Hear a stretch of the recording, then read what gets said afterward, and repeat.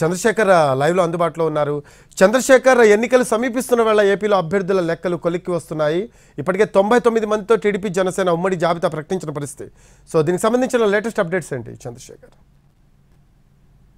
సంబంధించిన ఒక ముఖ చిత్రం అయితే ఆవిష్కృతం అవుతా ఉంది.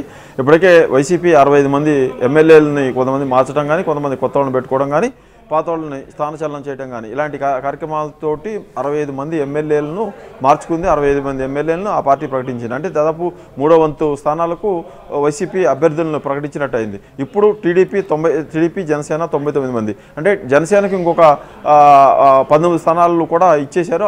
ఆ సీట్లలో ఆ పార్టీ అభ్యర్థులను ప్రకటించుకొస్తుంది. అంటే టోటల్గా 118 స్థానాలకు సంబంధించి టీడీపీ జనసేన కూటమి అభ్యర్థులను సిద్ధం చేసుకున్నట్టుగా మనకు అర్థమవుతుంది. నియోజకవర్గాలు కూడా సిద్ధం చేసుకున్నట్టుగా అర్థమవుతుంది. అంటే వైసీపీ ఎక్కడ పోటీ చేయబోతుంది, టీడీపీ తరఫున అక్కడ ఎవరు పోటీ చేయబోతున్నారు అనేది క్లారిటీ వస్తూ ఉంది. ఇప్పటికే 5 జాబితాలతోటి వైసీపీ ఈ 65 మంది ఎమ్మెల్యేలను అలాగే 16 మంది ఎంపీలను ప్రకటించుకుంది. ఇప్పుడు టీడీపీ ఇవాళ జనసేనతో కలిసి తాను పోటీ చేయబోయే సీట్లను ప్రకటించి మొత్తం 94 సీట్లలో ఎవరు ఎక్కడ పోటీ చేస్తారనే విషయం గురించి చంద్రబాబు నాయుడు సోదాహరణంగా వివరించారు. మొత్తం అనుభవాన్ని అలాగే పార్టీకి లాయల్గా ఉండే వాళ్ళని అలాగే జనసేనతో పొత్తు పెట్టుకోవడం వల్ల సామాజిక సమీకరణలో వస్తున్న మార్పులను వీటన్నిటిని దృష్టిలో పెట్టుకొని ఒక కూర్పు చేసినట్టు చెప్తా ఉన్నారు. జనసేనకు టీడీపీకి పొత్తు కారణంగా కొంతమంది సీనియర్లు సీటు కోల్పోయే పరిస్థితి వచ్చింది. వాళ్ళందరూ కూడా సవివరమైన గౌరవప్రదమైన స్థానం ఇస్తాము ప్రభుత్వం ఏర్పడినాక అని కూడా చెప్పుకొచ్చారు. సీనియర్ల పేర్లు టీడీపీ జాబితాలో లేకపోవడమే ఆశ్చర్యం కలిగించింది. దేవినేని ఉమా మంత్రిగా పనిచేశారు, ఆయన పేరు మొదటి జాబితాలో లేదు. అలాగే గురిజాల నుంచి 4 సార్లు ఎమ్మెల్యేగా పనిచేసిన ఎరపతినేని శ్రీనివాసరావు పేరు కూడా ఈసారి జాబితాలో లేదు. అలాగే చింతమనేని ప్రభాకర్ పేరు కూడా ఈ జాబితాలో రాలేదు. సోమిరెడ్డి చంద్రమోహన్ రెడ్డి పార్టీకి కీలక నాయకుడిగా పోలిట్ బ్యూరో సభ్యుడిగా ఉన్న సోమిరెడ్డి చంద్రమోహన్ రెడ్డి పేరు కూడా ఈ జాబితాలో లేదు. అంటే ఆచితూచి వ్యవహరిస్తుంది టీడీపీ అనేది అర్థమవుతోంది. సీనియర్లు అయినప్పటికీ కూడా గెలుపు గుర్రాలు కానీ వాళ్లకు అవకాశం ఇవ్వకూడదు అనే నిర్ణయాన్ని టీడీపీ తీసుకున్నట్టుగా తెలుస్తోంది. అందుకోసమే వీళ్ళు ఇంత సీనియర్లు అయినప్పటికీ కూడా మొదటి జాబితాలో పేరు రాలేదు. వాళ్ళ ప్లేసుల్లో వేరే వాళ్ళని పరిశీలిస్తున్నారు. ఉదాహరణకు మైలవరం తీసుకుంటే దేవినేని ఉమా అక్కడ ఇన్ఛార్జిగా ఉన్నారు. దేవినేని ఉమా ప్లేస్లో వైసీపీలో ఎమ్మెల్యేగా గెలిచిన వసంత కృష్ణప్రసాద్ టీడీపీలోకి రావడానికి సిద్ధమయ్యారు. ఆయన వైసీపీ నుంచి బయటకు వెళ్ళిపోయారు కాబట్టి ఆయన కోసం ఆ సీటును ఆపినట్టుగా తెలుస్తూ ఉంది. అదే జరిగితే దేవినేని ఉమాకు ఎక్కడ ప్లేస్ ఇవ్వాలి అనే చర్చ కూడా పార్టీలో సుదీర్ఘంగా నడుస్తూ ఉంది. దేవినేని ఉమాని పెనంలూరు నుంచి పోటీ చేయించాలా, లేదా మరొక ప్లేస్లో పోటీ చేయించాలా, లేకపోతే ఆయన పక్కన పెట్టాలనే చర్చ పార్టీలో నడుస్తుంది. అందుకోసమే ఆ సీటును ప్రకటించలేదు, ఆయనకి సీటును ప్రకటించలేదు. అలాగే ఇక్కడ ఎర్రపతినేని విషయంలోకి వచ్చినప్పటికీ ఆశ్చర్యకరంగా ఉంది. ఎర్రపతినేని శ్రీనివాసరావు సీనియర్ నాయకుడిగా ఉన్నారు. పార్టీకి జిల్లాలో గట్టి పట్టున్న నాయకుడిగా ఉన్నారు. ఆయన సీటు తొలి జాబితాలో అందరూ ఎక్స్పెక్ట్ చేశారు, కానీ ఆయన పేరు కూడా పక్కన పెట్టారు. అదే నియోజకవర్గం నుంచి గతంలో కాంగ్రెస్లో ఎమ్మెల్యేగా పనిచేసి ప్రస్తుతం వైసీపీ ఎమ్మెల్సీగా ఉన్న జంగా కృష్ణమూర్తి త్వరలో టీడీపీలో చేరతారని చెబుతా ఉన్నారు. టీడీపీలో ఆయన కనుక చేరితే ఆ సీటును ఆయనకి ఇవ్వడం కోసమే ఎరపతినేని ప్రకటించకుండా ఉన్నారా, లేకపోతే జంగా కృష్ణమూర్తి చేరిన తర్వాత మళ్ళీ సామాజిక సమీకరణలు సామాజిక కూడికలు తీసివేతలని లెక్కేసుకున్న తర్వాత ఎరపతినేనికి ఇస్తారా సీటు లేదా అనేది చూడాల్సింది.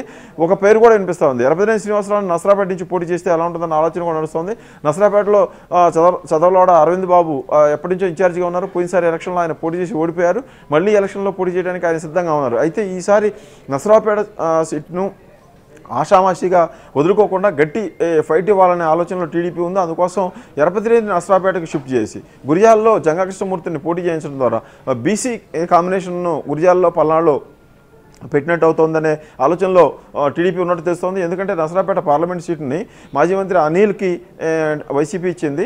అనిల్ నసరాపేట వచ్చిన తర్వాత అక్కడ పరిస్థితులన్నీ మారిపోయాయి. బీసీలలో ఐక్యత రాగం వినిపిస్తూ ఉంది. ముఖ్యంగా యాదవులు దాదాపు నసరాపేట పార్లమెంట్ నియోజకవర్గంలో అయితే కానీ పల్నాడు జిల్లాలో అయితే కానీ 1,30,000-1,35,000 మంది యాదవ సామాజిక వర్గం ఓటర్లు ఉన్నాయి. ఆ ఓటర్లందరూ కూడా పోలరైజేషన్ అవుతున్నారు అనే వార్తలు ఆందోళన కలిగిస్తున్న నేపథ్యంలో టీడీపీ జంగా కృష్ణమూర్తి యాదవ సామాజిక వర్గం సంబంధించిన నాయకుడు, బీసీ నాయకుడిగా గట్టి పట్టున్న నాయకుడు. ఆయన గతంలో కార్మిక సంఘాల్లో కూడా పనిచేస్తున్నారు. గురిజాల నుంచి ఆయన ఎమ్మెల్యేగా కూడా గతంలో పోటీ చేసి గెలిచి ఉన్నారు. కాబట్టి ఆయనకు అక్కడ ఇవ్వడం ద్వారా మొత్తం జిల్లా మొత్తం ఆయన ప్రభావాన్ని చూసి దాన్ని పార్టీకి ఉపయోగించుకోవడానికి వీలుంటుంది అనే ఉద్దేశంతో ఆ కసరత్తు చేస్తున్నట్టు తెలుసుకుంది. అందుకోసమే ఎరపతినేని శ్రీనివాసరావు పేరును గురిజాల సీటు విషయంలో పెండింగ్లో పెట్టినట్టుగా తెలుస్తూ ఉంది.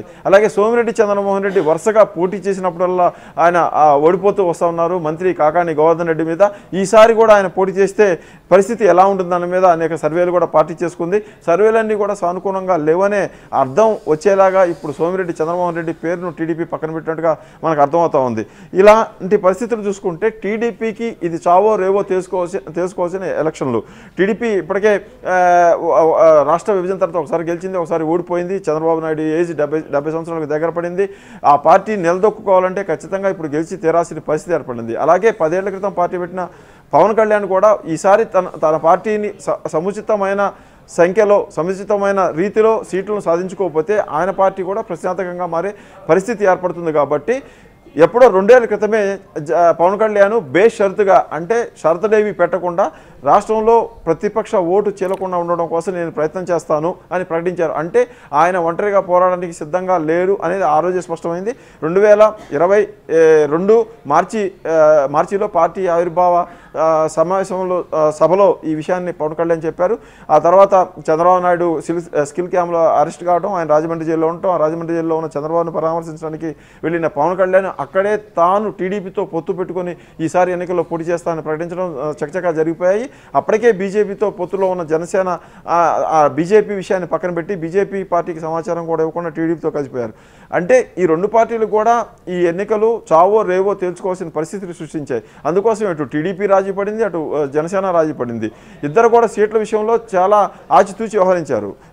హరిరామ జోగయ్య లాంటి వాళ్ళు జనసేన అధ్యక్షుడు పవన్ కళ్యాణ్కు దగ్గర వ్యక్తి, ఆయన సామాజిక వర్గానికి సంబంధించిన వ్యక్తి, సీనియర్ నాయకుడు, మాజీ మంత్రి, అనేక శాఖలు నిర్వహించిన హరిరామ జోగయ్య లాంటి వ్యక్తి 70 సీట్లు తీసుకోవాలి, జనసేన 60 సీట్లు తీసుకోవాలి, ముఖ్యమంత్రి పదవిలో భాగం తీసుకోవాలని అనేక సార్లు బహిరంగ లేఖలు రాసినప్పటికీ కూడా పవన్ కళ్యాణ్ తన బలాన్ని తాను గుర్తించారు. తాను ఏ స్థాయిలో సీట్లు తీసుకుంటే వాటిలో ఎన్ని గెలవగలనే విషయాన్ని ఆయన స్పష్టత ఉంది. అందుకోసమే మొత్తం 175 సీట్లలో 175 సీట్లలో 24 అసెంబ్లీ సీట్లకు మాత్రమే ఆయన పరిమితం అయ్యారు. 25 పార్లమెంట్ నియోజకవర్గాల్లో కేవలం 3 పార్లమెంట్ సీట్లకు మాత్రమే జనసేన పరిమితం అవుతుంది. 10 ఏళ్ల నుంచి రాష్ట్రంలో ఉన్న ఈ పార్టీ ఈసారి ఈ పరిమితమైన సంఖ్యకే పోటీ పడడానికి అభ్యర్థులు సిద్ధం చేసుకోవడానికి కారణాన్ని కూడా పవన్ కళ్యాణ్ చెప్పారు. సీట్లలో పోటీ చేయడం అనేది ముఖ్యం కాదు, సీట్లో గెలిచే సీట్లు సక్సెస్ రేట్ ఎంత అనేది ముఖ్యం. కాబట్టి నేను పోటీ చేసిన సీట్లలో సక్సెస్ రేట్ నాకు కావాలి, 90% సక్సెస్ రేట్ ఉండాలి అన్నారు. అంటే 24 సీట్లు ఆయన 90% సీట్లను గెలవాలనుకుంటున్నారు. ఆ 94 సీట్లు ఏవైతే 90% సీట్లు ఏవైతే అవుతాయో ఆ సీట్లను మాత్రమే ఆయన ఎన్నుకున్నట్టుగా తెలుస్తూ ఉంది. అందుకోసమే ఆయన ఈ 24 సీట్లలో కట్టుదిట్టంగా ఏర్పాటు చేసుకొని అభ్యర్థులను పెట్టుకున్నట్టుగా తెలుస్తూ ఉంది. ప్రధానంగా ఈస్ట్ వెస్ట్ గోదావరి జిల్లాలోనే ఈ జనసేన బలం అనేది కేంద్రీకృతమైంది. కాబట్టి ఆ జిల్లాల్లోనే ఆయన ఎక్కువ దృష్టి పెట్టినట్టుగా తెలుస్తోంది. ఇప్పుడు ప్రకటించిన సీట్లో కూడా తెనాల్లో నాదెండ్ల మనోహరు, నెల్లిమర్లలో లోక మాధవి పేర్లు మినహాయిస్తే మిగతా 3 సీట్లు కూడా ఆయన తూర్పుగోదావరి జిల్లాలో ప్రకటించిన పరిస్థితి కనిపిస్తూ ఉంది. అంటే పవన్ కళ్యాణ్ అనే వ్యక్తి సినిమాల్లో ఉంటూ సినిమాల నుంచి రాజకీయాల మీద ఆపేక్షతోటి కోరికతోటి ఆయన ఇక్కడికి వచ్చి ఒక పార్టీ పెట్టుకున్నారు. కానీ ఆయనకి పట్టు దొరకడం లేదు. పోయినసారి ఎన్నికల్లో దాదాపు 7-7.5% ఓట్లు వచ్చాయి. ఈసారి అది 15-16% దాడుతుంది. ఆయన పొత్తుతోటి టీడీపీ కూడా లాభపడుతుంది. టీడీపీ జనసేన పొత్తు ఫలిస్తుంది. ఈ కూటమి అధికారంలోకి వస్తుందని లెక్కలు వేసుకుంటున్నారు.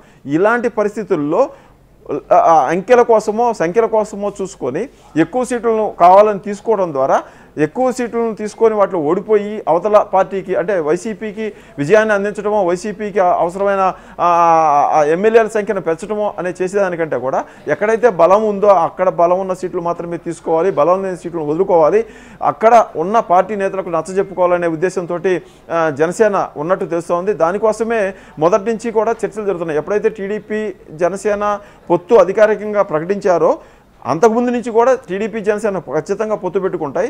పొత్తు పెట్టుకున్నప్పుడు ఎన్ని సీట్లలో జనసేన పోటీ చేస్తుంది, జనసేన అధ్యక్షుడు పవన్ కళ్యాణ్ యాటిట్యూడ్ ప్రకారం చూస్తే ఆయన 50 సీట్లు 60 సీట్లు అడిగే అవకాశం ఉంటుంది అనే చర్చలు జరిగాయి.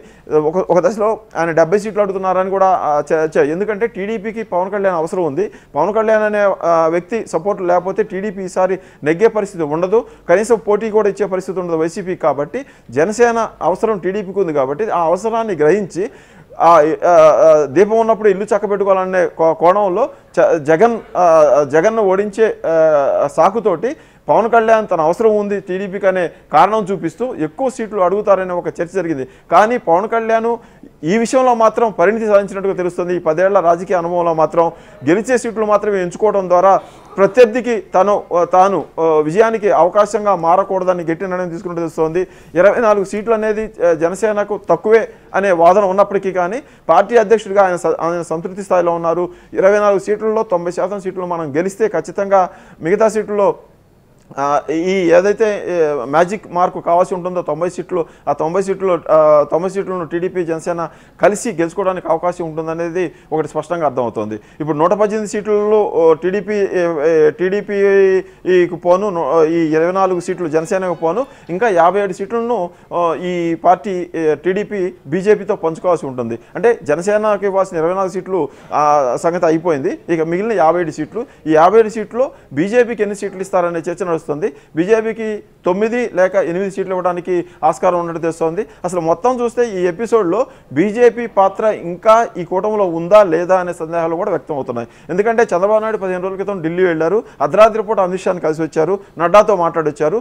ఇలాంటి పరిస్థితుల్లో ఏపీ లాంటి రాష్ట్రంలో అసెంబ్లీ ఎన్నికలు జరుగుతున్న తరుణంలో ఇది నువ్వా నేనా అన్నట్టుగా టీడీపీకి వైసీపీకి జనసేనకు మధ్య పోటీ జరుగుతున్న పరిస్థితుల్లో తొందరగా అభ్యర్థులను తెలుసుకొని ప్రచారానికి వెళ్లాల్సిన పరిస్థితుల్లో వీళ్ళిద్దరు సిద్ధమైపోయారు. దాదాపు 100-120 సీట్లలో జనసేన టీడీపీ ఇప్పటికే అనేక సార్లు సమావేశాలై అనేక సార్లు భేటీ అయ్యి ఎవరు ఎక్కడ పోటీ చేయాలని నిర్ణయానికి వచ్చారు. అభ్యర్థుల విషయంలో కూడా మాటలు పంచుకున్నారు. అంటే ఉదాహరణకు తెనాలిలో నాదెండ్ల మనోహర్ పోటీ చేయడం వల్ల జనసేనకు ప్లస్ అవుతుందా మైనస్ అవుతుందా, అలాగే నెల్లిమర్లలో లోకం మాధవ్కి జనసేన సీటు ఇవ్వడం వల్ల అది ప్లస్ అవుతుందా మైనస్ అవుతుందా అనే విషయాన్ని టీడీపీ తన అభిప్రాయం చెప్పింది, జనసేన టీడీపీ అభ్యర్థి విషయంలో తన అభిప్రాయం చెప్పింది. అంటే కట్టుదిట్టంగా వీళ్ళ మధ్య కసరత్తు జరిగింది. ఇవాళ రేపు అంటే ఈ నెల 14వ తారీఖునే ఈ జాబితా రావాల్సి ఉంది. అయితే అనూహ్యంగా మధ్యలో బీజేపీ నుంచి చంద్రబాబుకు పిలుపు రావడం, బీజేపీ ఆయన ఎన్డీఏలోకి ఆహ్వానించడం, లేకపోతే చంద్రబాబు ఎన్డీఏలోకి వెళ్ళడానికి సిద్ధపడటం, ఈ కార్యక్రమాల ద్వారా ఈ పెండింగ్ పడతా వచ్చింది ఈ జాబితా. అయితే ఇంకో పక్క జగన్ వాయువేగంతో వెళ్ళిపోతా ఉన్నారు జనంలోకి. ఆయన ఇప్పటికే సిద్ధం పేరుతోటి 3 భారీ బహిరంగ సభలు పెట్టారు. వైజాగ్, ఏలూరు, రాప్తాడు, రేపు 3వ తేదీన అద్దంకి నియోజకవర్గంలో జరగబోతోంది. ఈ సభలు అనేవి ఒక ఊపు ఉత్సాహాన్ని వైసీపీకి ఇచ్చాయి. ఇక్కడైతేనేమో ఇక్కడ ఈ కూటమిలో అసలు అభ్యర్థులనే ప్రకటించలేదు, ఒక సభ లేదు, సమావేశం లేదు, నిస్తేజంగా మారిపోయింది ప్రధాన ప్రతిపక్ష కూటమి అనే ఒక అభిప్రాయము అటు టీడీపీ శ్రేణుల్లో ఇటు జనసేన శ్రేణుల్లో కూడా వ్యక్తం అవుతోంది. ఏంటి అంత స్థాయిలో వాళ్ళు సభ పెడతా ఉంటే వైసీపీ నాయకులు మనం కనీసంగా అభ్యర్థులు కూడా ప్రకటించుకోలేకపోతున్నాం. కనీసం మార్చడానికి అవకాశం లేని కొన్ని సీట్లు ఉంటాయి. ఉదాహరణ కుప్పంలో చంద్రబాబు పోటీ చేస్తాడు, మంగళగిరిలో లోకేష్ పోటీ చేస్తాడు, పొన్నూరులో ధూళిపాల నరేంద్ర పోటీ చేస్తాడు, వినుకొండలో జీవి ఆంజనేయులు పోటీ చేస్తాడు. ఇలాంటి సీట్లలో క్లారిటీ ఉన్నప్పటికీ కూడా ఎందుకు ప్రకటించుకోలేకపోతున్నాము, ఎక్కడ లోపం ఉందనే ఒక చర్చ 2 పార్టీల కార్యకర్తల్లో జరుగుతుంది. బీజేపీ మీద కూడా సంశయాలు వ్యక్తం అవుతున్నాయి. టీడీపీ నాయకత్వంలో, టీడీపీ కేడర్లో బీజేపీ నిజంగా మనతో పొత్తు పెట్టుకోవాలనుకుంటుందా, లేకపోతే పొత్తు పేరుతోటి సీట్లు ప్రకటించకుండా చర్చలు సాగకుండా కాలయాపన చేయడం ద్వారా మనల్ని దెబ్బ కొట్టాలని చూస్తూ ఉందా అనే ఒక అభిప్రాయం కూడా ఈ 2 పార్టీల నేతల్లో జరుగుతోంది. ఎందుకంటే ఇంకొక 15 రోజుల్లో షెడ్యూల్ రాబోతోంది. మార్చి 13 లేదా 14 తేదీల్లో షెడ్యూల్ ఇవ్వడానికి ఎన్నికల కమిషన్ సిద్ధమవుతా ఉంది. ఈరోజు 24 ఫిబ్రవరి, అంటే ఒక 15 రోజుల సమయం కూడా లేదు. ఈ 15 రోజుల సమయం లేని టైంలో కనీసం సగానికి పైగా సీట్లనైనా ప్రకటించుకొని ప్రచారంలోకి వెళ్ళకపోతే స్ట్రాంగ్గా ఉన్న ప్రభుత్వంలో ఉన్న వైసీపీని ఎలా ఢీకొట్టగలుగుతామనే అభిప్రాయము ఈ ప్రతిపక్ష శిబిరంలో ఉంది. అందుకోసమే ఈ నిన్న మొన్నటి వరకు కూడా రాత్రి వరకు కూడా బీజేపీ నుంచి పిలుపు వస్తుంది పవన్ కళ్యాణ్ ఢిల్లీకి వెళ్ళి బీజేపీతో మాట్లాడతారు. అలాగే తర్వాత చంద్రబాబు కూడా వెళ్ళిన తర్వాత బీజేపీకి ఇవ్వాల్సిన సీట్లు ఇన్ని ఇవి అని నిర్ణయించుకున్న తర్వాత ఈ మొత్తం సీట్లను ప్రకటించాలని ఒక ఆలోచన చేశారు. కాకపోతే బీజేపీ నుంచి పిలుపు జాప్యం జరుగుతుంది. అది ఉద్దేశపూర్వకంగా జరుగుతుందా, లేకపోతే వాళ్ళు జాతీయ స్థాయిలో బిజీగా ఉండి పిలవట్లేదా అనేది క్లారిటీ లేదు. ఇక ఇలాగే వెయిట్ చేస్తూ ఉంటే అసలుకే మోసం వస్తుంది, అసలుకే ఎసరు వస్తుందన్న ఆందోళనలోన టీడీపీ జనసేన అధ్యక్షులు ఇద్దరు కూడా మాట్లాడుకున్న తర్వాత రాత్రికి రాత్రి వాళ్ళు నిన్న సాయంత్రం పూట హుటాహుటిన అమరావతికి వెళ్ళి అక్కడ కూర్చొని ఈరోజు ఈ లిస్టులు 2 లిస్టులు ప్రకటించారు. అంటే బీజేపీ ఇప్పుడు ఈ కూటమిలోకి వస్తుందా రాదా అన్నది కూడా ఇంకా క్లారిటీ లేని పరిస్థితి ఉంది. ఎందుకంటే రాజకీయాల్లో చివరి నిమిషంలో ఏది ఏమైనా జరగవచ్చు.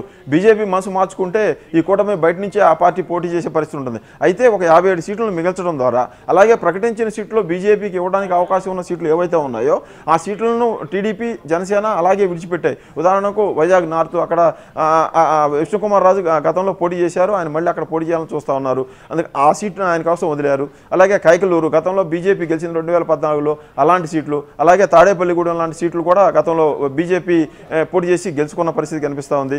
ఇలాంటి ఎక్కడైతే గతంలో బీజేపీ పోటీ చేసి దాదాపుగా 2వ ప్లేస్లో ఉందో, ఎక్కడైతే బీజేపీ పోటీ చేసి గెలిచిందో అలాంటి సీట్లన్నింటినీ కూడా టీడీపీ ఇప్పుడు 57 సీట్లు ఏదైతే ప్రకటించకుండా పెండింగ్లో పెట్టిందో వాటిలో వదిలేసింది. అలాగే జనసేన కూడా బీజేపీ పోటీ చేసే సీట్లను కూడా తనకు కావాలని అడగలేదు, కోరుకోలేదు. ఈ 57 సీట్లలో ఇప్పుడు బీజేపీ వస్తే కూటమిలోకి 8, 9 సీట్లు ఇస్తారు. అలాగే 5, 6 ఎంపీ సీట్లు ఇవ్వడానికి టీడీపీ సిద్ధంగా ఉంది. అందుకోసం టీడీపీ ఎంపీ సీట్ల జోలికి వెళ్ళలేదు. కేవలం ఈ 25 సీట్లలో 3 సీట్లు మాత్రమే జనసేనకి ఇస్తున్నారు కాబట్టి ఆ జనసేనకి ఇచ్చే సీట్లు 3 అని మాత్రమే చెప్పారు, కానీ ఆ 3 ఏవేవి అని కూడా టీడీపీ కానీ జనసేన కానీ ప్రకటించలేదు.